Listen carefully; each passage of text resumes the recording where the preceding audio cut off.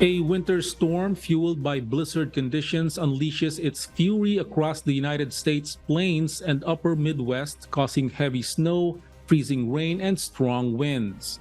The National Weather Service warns of dangerous travel during the busy holiday week, with wind gusts reaching 50 to 60 miles per hour and isolated gusts of up to 75 miles per hour.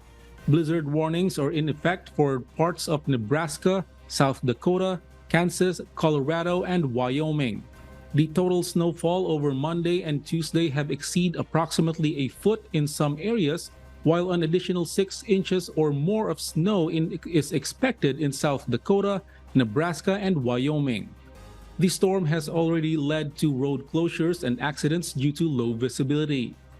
Travelers are advised to carry survival kits in case of stranded situations, but residents are also highly encouraged to avoid travel.